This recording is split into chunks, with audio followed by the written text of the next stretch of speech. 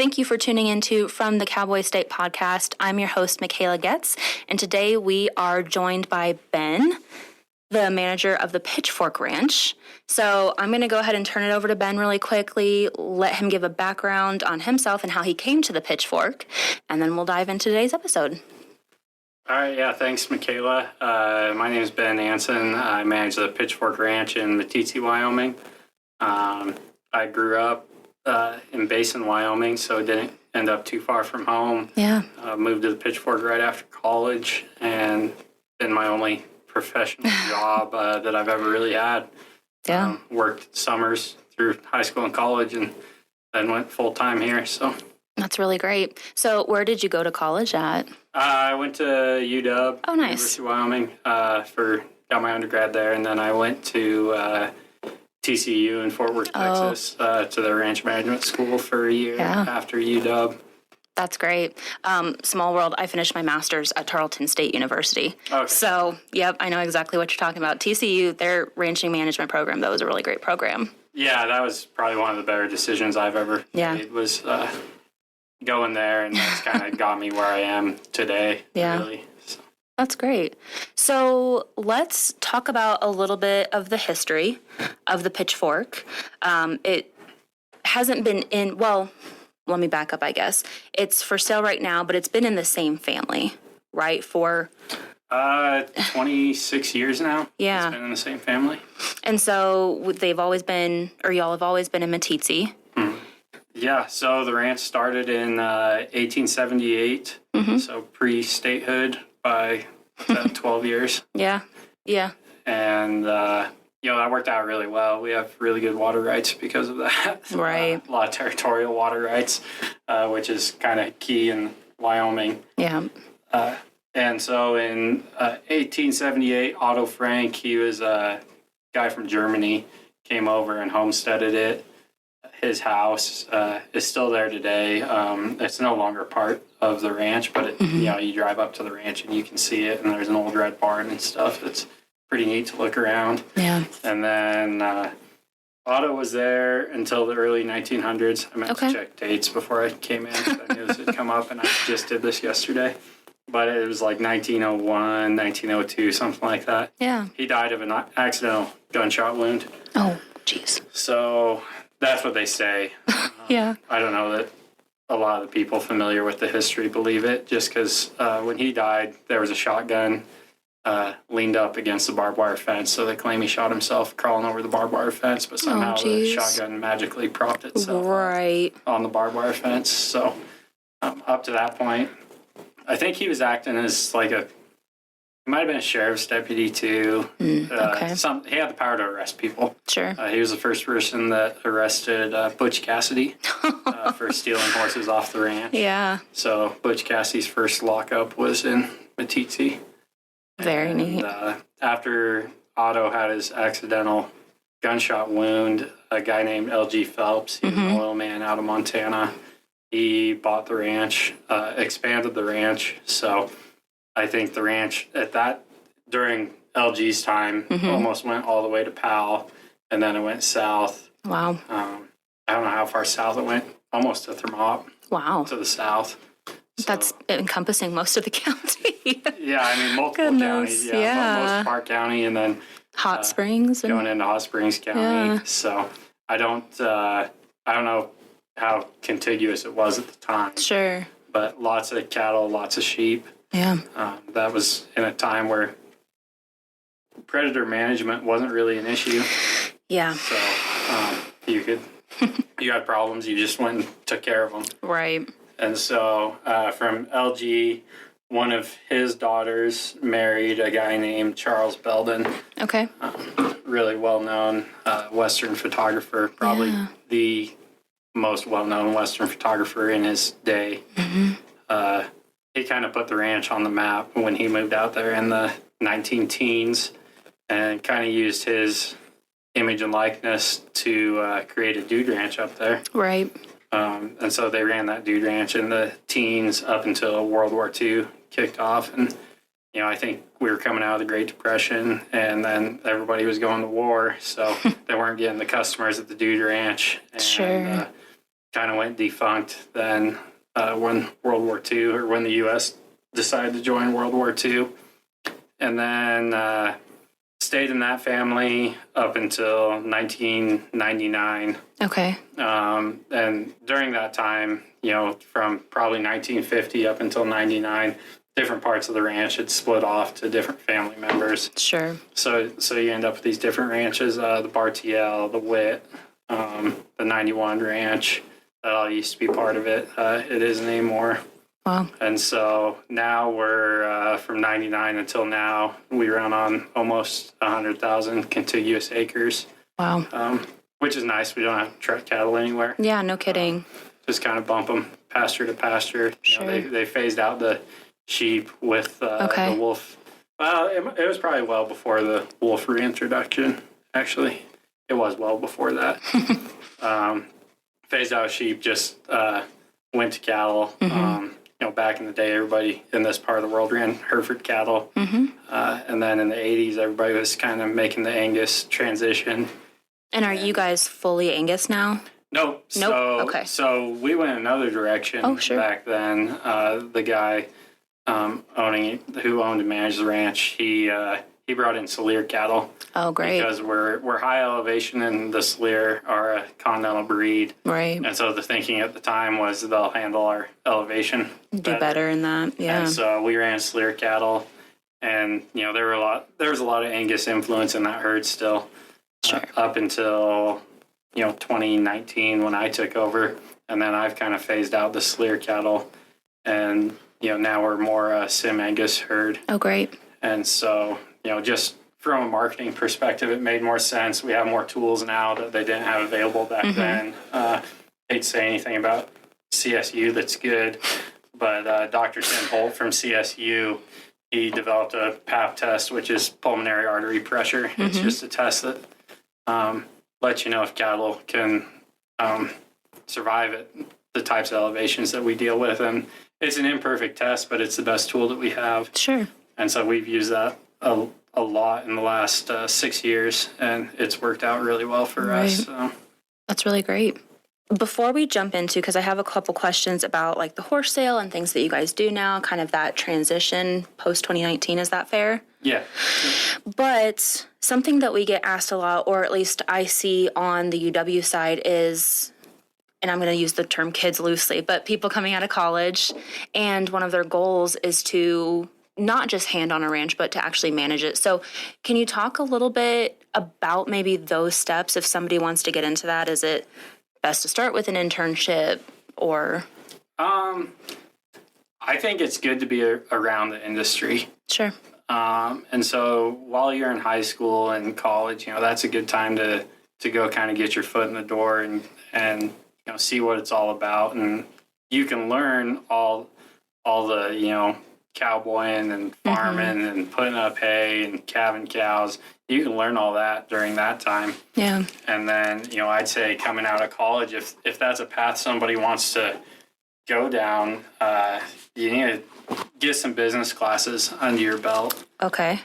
Which is something that I didn't really do in my undergrad. I took a voluntary ag finance class. I think I'm the only one that just took that as an elective. Everybody else was required to. Yeah. It turns out it didn't really help me that much. Sure. A lot of double declining depreciation. Oh, right. I don't have to use day to day. I mean, if you want to do that stuff, you hire an accountant. Right. It's a lot easier.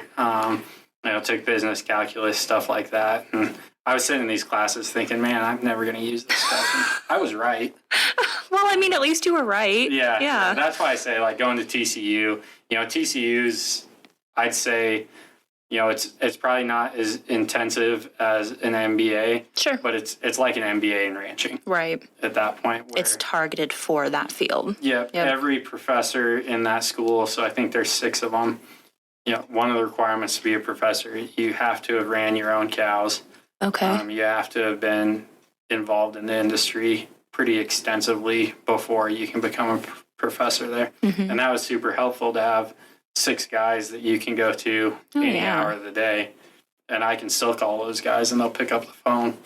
That's really nice. And then, it's like, hey, what's what am I doing wrong on this cow budget? What can I do better? Yeah. We have animal nutrition, animal health, have guys there that are experts in those fields. And, it's mostly the business aspect is what I probably gain the most from there. So, doing all my cash flows and budgeting and actually knowing what it costs to run a cow for a year, because I see that mistake a lot. Somebody says they run a cow for $600 a year, and that's hard to do because hay prices now, you're feeding a cow $4 worth of hay every day. Right. And, people don't look at it that way because they're putting up their own hay. Well, there's an opportunity cost there. Some other things that I noticed is you might not calculate depreciation on your cow. Well, a cow's on a 5-year depreciation schedule. Right. And with cow prices right now, that's getting pretty high, even with the price of cold cows. Mm-hmm. It's still really high. Depreciation on your bulls, calculating all your vet med into there. I see some mistakes there in a lot of operations. And, that's something I'm fortunate to have gone to school for and be able to include all those costs and actually know what a true break even is. So anybody wanting to get into the industry, you need to go learn that stuff. And, I don't know that, when I have kids, I got a kid coming in 2 weeks. Oh, congrats. So, thank you. But I don't know that I'll encourage my kid really to go to college. Sure. I mean, there's so many resources online, and, if that's the path they want to go down, I think college is a valuable experience. Right. You learn a lot of social skills, and that's probably what I gained the most was coming from a school where I had 15 kids in the graduating class in high school. And first day I walk into Chem 1, and I've got 275 kids in my first class of college. So absolutely, something different, something to experience if that's the path you want to go down. But yeah, I'd say, you could probably do it with an associate's degree. Sure. And go get some of those business classes. Yeah. No, I think that holds a lot of value, though. And being able to actually apply what you're doing in your classes. Because for my undergrad, now granted, it was in communications. Mm-hmm. But just like you, I had to take, I think, calculus. I had to take a health HR class, something completely random that had nothing to do. And now I wasn't as targeted. I didn't know exactly what I wanted to do after my undergrad, but I mean, I don't work in healthcare. That was just, completely off the wall. So having those programs like that, and I think having the people applying to those see the value of it, just the business sense alone seems like a big impact on your success and any ranch success. And I think I didn't know what I wanted to do in college. Yeah. Really. My undergrad degree's in wildlife and fisheries biology. Oh, sure. Yeah. So, and then I have a minor in rangeland just because I was taking some range classes because I enjoyed them and I needed the credits. And so it was kind of just, by the time I took a couple range classes, I'll just get a minor in this. Sure. Really haven't. I mean, I've used that stuff. I use a lot of rangeland stuff. My background with wildlife and fisheries has helped me out a bunch just because we work really closely with the game and fish. Yeah. And so I kind of know how to speak the language a little bit and kind of what they're looking at just from having that background. And so that's been helpful. But I didn't, the reason I went to TCU is I was going to graduate in a semester and I really had no direction. Sure. I knew that I didn't want to go work for the game and fish at that point. Yeah. And I didn't want to go work for NRCS or something where I use the rangeland stuff. So I was kind of lost there. And one of my friends suggested we go down to Texas together. And why not? I looked it up and I didn't want to do any more school. I was over it. But it was a really good experience. So. That's great. So jumping back a little bit, you had mentioned predation, and that's part of why you guys phased out your sheep production side of the ranch. And then you just mentioned, working with BLM, Forest Service, Park Service, just all the above. I think that's also really important to the success of a ranch. So can you talk about those partnerships and working with those folks? Yeah, I mean, it's easy to kind of sit there with your neighbor and just cuss them the whole time from, for decisions that are made that are, well above the heads of the people that are actually on the ground. Yeah. And so I think it's valuable to, try to get along with those people. And, I think I have good relationships with everybody. I was just texting one of the fisheries biologists before you walked in because we have a big fisheries project going on right now. Nice. We're part of the biggest elk and antelope migration in the state, probably in the country. And so, we've worked closely with them and different, like there's universities that are researching that too. Cal Berkeley is a really important one that's researching those migrations or has researched those migrations and then shared their data with the Game and Fish and worked closely with them on that. And so we've tried to stay involved in that stuff as much as possible. And out of those relationships, there's been some really good things that, we've been able to do. A big part of the history of the ranch was the reintroduction of the black-footed ferret. Right. This is one of the first stories I heard when I moved here. Yes. Yeah. They thought they were extinct, I think, from like the 50s up until it was the early 80s, I want to say, when hogs had a dog show up on their doorstep with a black-footed ferret. And they actually had to like tour the carcass around for a while to find somebody who knew what animal it was. Yeah. And they finally figured it out. And so they came out, and I think they captured 18 ferrets on the Pitchfork in the 80s, and then they bred them in captivity, and they were reintroduced in 2016. So, and they're still doing research every summer on them. Yeah. They're an animal that has one thing in its diet, and that's prairie dogs. Right. So prairie dogs get the plague every so often. So every summer they're out dusting prairie dog dens, kind of something to prevent them from getting the plague so that the ferrets have food every year. So keeping them alive, I think, is still a challenge, but it's been something kind of neat that we've been pretty involved in. No, absolutely. So the black-footed ferret project, you said you guys are working on a fisheries project. What other projects do you guys work on, I guess, with maybe partners or? We got into some fencing stuff, which now there's a ton of money in this area for fencing projects through the NRCS. Their new big game initiative pays to remove and replace barbed wire fence. Every barbed wire fence in this part of the world is 80 to 100 years old and in pretty rough shape, unless it's been maintained every year. So that's replacing cedar posts with T-posts and just a lot of upkeep. A lot of our barbed wire fence is all rusted out, and it's just a pain to fix it. So now they've got wildlife specs on these fences where the antelope migration, they can crawl under the fence. We put a top wire on that's low enough where the elk don't have a problem crawling over it and just have a little more continuity in their migration corridors. And so that's something we've worked on a little bit and allowed a lot of research for that. Yeah. I work really close with all the large carnivore guys. Oh, sure. Fish, just because of the bears and the wolves. Is that one of your bigger challenges on the ranch? Is the predation? Yeah, I'd say grizzly bears are a big problem. Okay. Wolves. Since we got management control of the wolves, I think that's been a great thing for the state of Wyoming. Sure. And I know we're doing everything we can to keep them off the list from the feds. So I think, we've proven time and again that the grizzly bears should also be removed. Yeah. And the latest decision from Fish and Wildlife Services was pretty disappointing to not only the ranchers, but the Game and Fish, because our carnivore guys are running nonstop in the spring and the fall, just chasing bears all over the country because everybody's having problems with them. And, we've reached population densities where bears are crawling over top of each other. And, now we're seeing bears start to leave the country and work their way lower down the Grable River. Or, they caught a bear in 10 sleep last year. Yeah. So. Yep.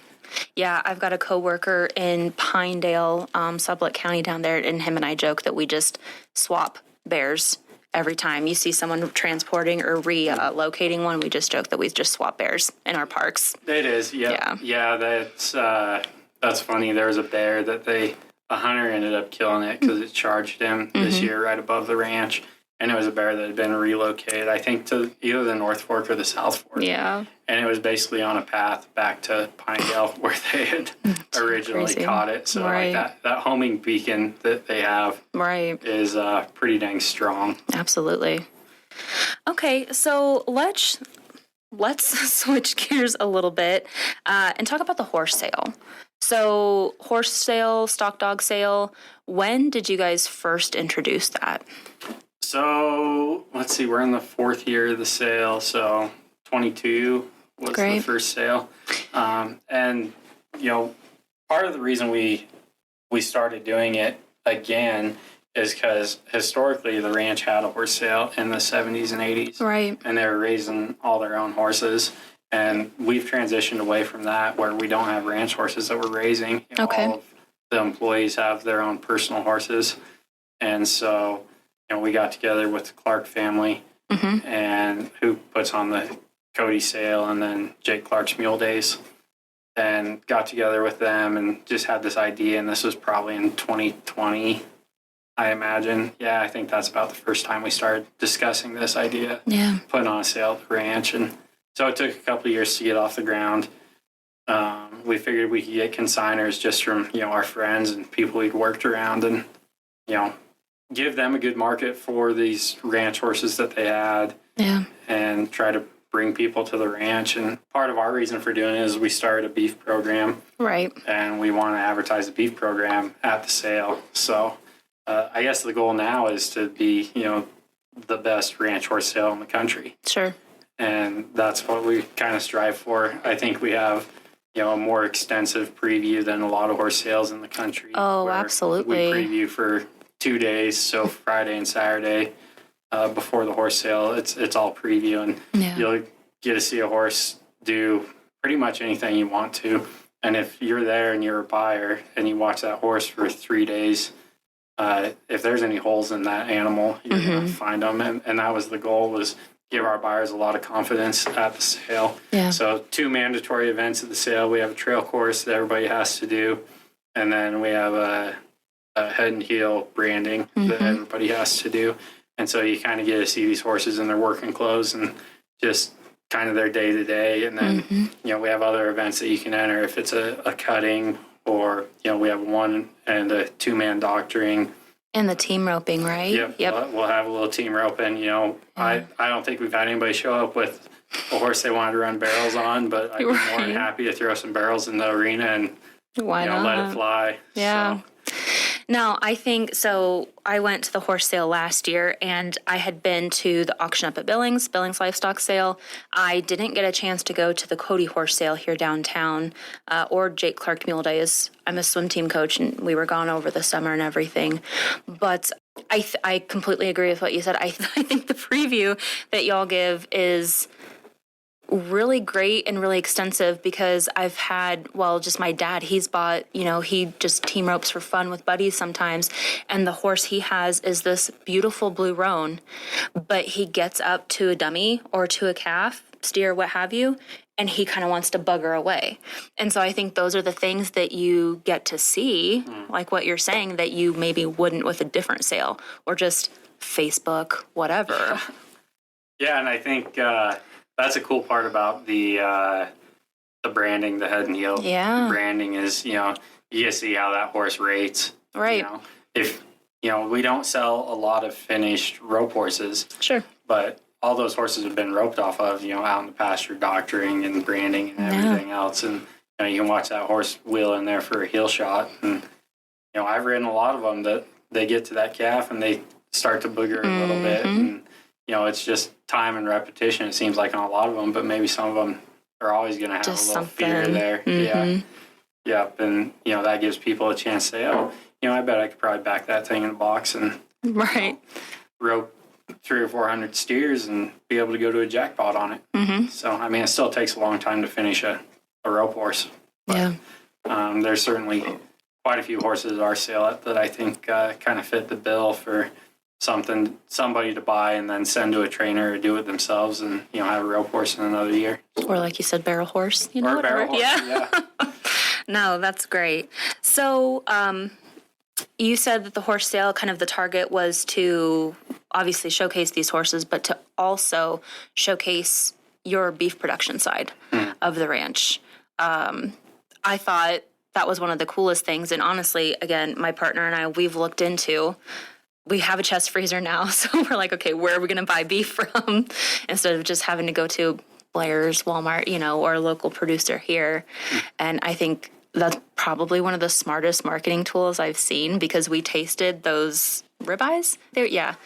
And we were like, holy cow, we've got to have some of this beef. I mean, it was great.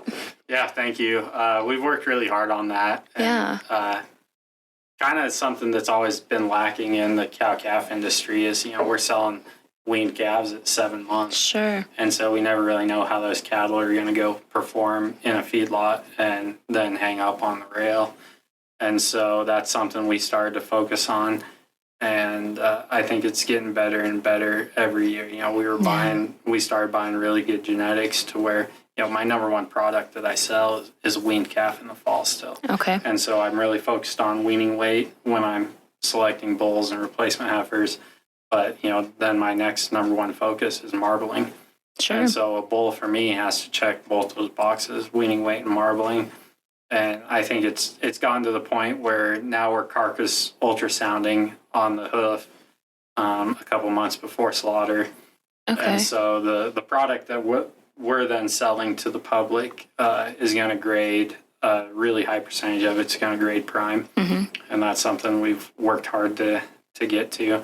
And something, it's hard to find a steakhouse in Wyoming that sells prime beef. So there's a lot of people that have never had it. Yeah. I'd probably never had it. Or maybe I'd had it a couple times only up until we started raising it. Mm-hmm. I was like, man, now I have a hard time going to a restaurant and ordering a steak. Shrimp or something else. I won't buy chicken. I don't support the chicken industry. But oh, shoot. That's funny.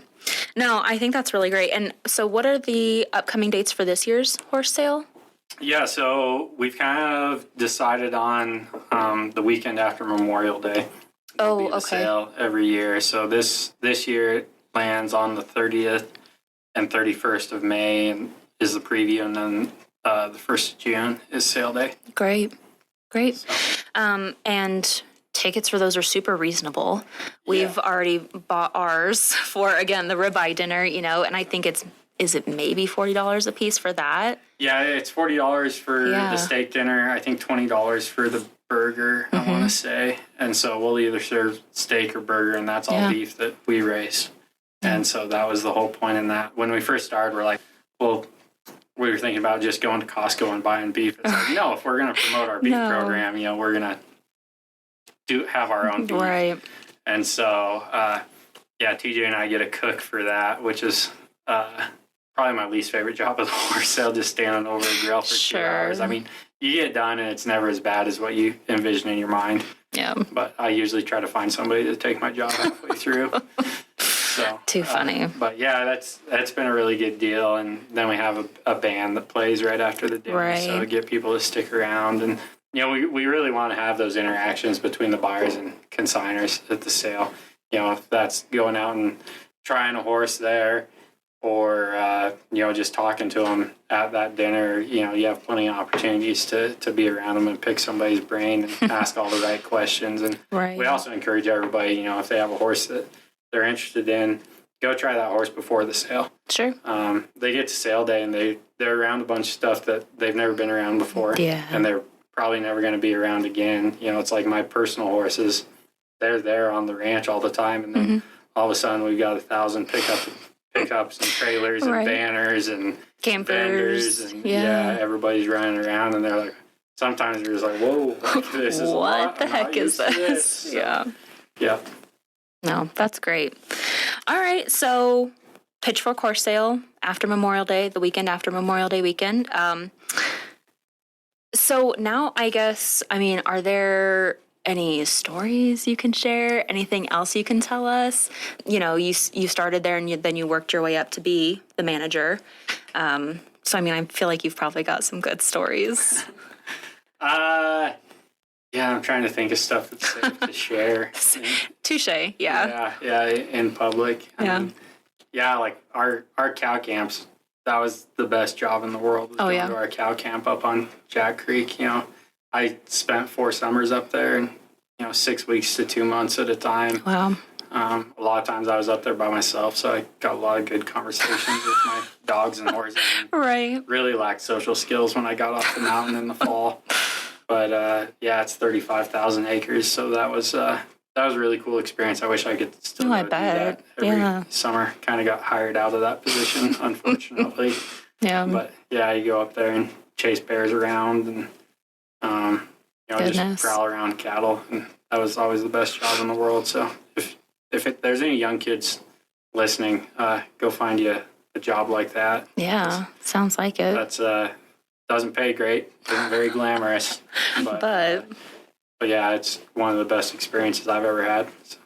That's great. Oh, I think I've just been super fortunate to be where I am, and have the Baker family as the owners of the ranch. They've been super great to deal with, and hopefully in another 150 years we're still around. Yeah. And, I think we have a good chance to be with the conservation easements in place on the ranch. Hopefully be able to keep large chunks of land like that well into the future. And, we have so much public access on the ranch to where, the public can go out and they can hunt antelope and deer and elk on the ranch property. And most people seem super grateful for that. Oh, absolutely. And then have all the access to the forest back behind us. Put me in a kind of a unique spot to get to interact with all that stuff. And it's been great. And I guess one question you did make me think of, so with the ability to go hunt on the property, on the ranch, what does that process look like? Yeah. Sorry, let me ask one more sub-question. Do you guys offer outfitting on the ranch? So no outfitting. Okay. We're in a hunt management program that the Game and Fish administers. Oh, okay. And so my face-to-face interactions with hunters is pretty limited. Sure. But, we have 2 elk herds on the ranch, Area 61 and 62. And so the Game and Fish gives out permission slips to the public for those. And I think it's pretty much an unlimited number. Oh, sure. So if anybody has a tag like that, I go through them. It doesn't cost anything. Yeah. Antelope, we split 2 areas as well. And so, it's the same deal. And then deer, our deer population's been hurting for a while now. And we always had an abundance of whitetail, but I think CWD's done a number on them in the last couple of years. So hopefully we see our mule deer herd start to rebuild from whatever mystery has been taking them out since, the year 2000. Right. Well, Ben, thank you so much for taking the time to, one, come up to Cody, over, up, what have you, and then just, like I said, taking the time to be on the podcast. I appreciate it. Yeah, thanks for having me. Hopefully I didn't bore anybody. No, I thought it was super great. All right, well, this has been Season 2 from the Cowboy State Podcast. I'm your host, Michaela Getz. This was a University of Wyoming Extension Agriculture and Natural Resources podcast. Thank y'all.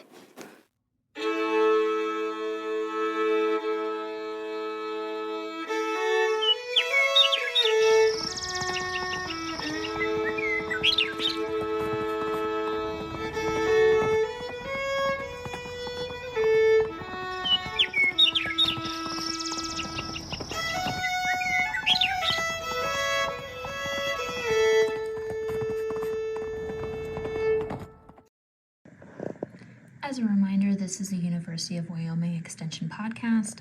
The university is committed to equal opportunity for all persons in all facets of the university's operations and is an equal opportunity / affirmative action employer. If you have any questions, comments, concerns about this statement, please don't hesitate to reach out to mgetz@uwyo.edu. and we can get your questions answered. And if you have any questions, comments, concerns about the podcast as well, again, don't hesitate to reach out to that email address, mgetz@uwyo.edu. Again, this has been a University of Wyoming Extension Agriculture and Natural Resources podcast. Thank you so much for tuning in. Funding for this UW Extension program is provided by the John P. Elbogen Foundation, Communities, Agriculture, and Rural Living Project Funds.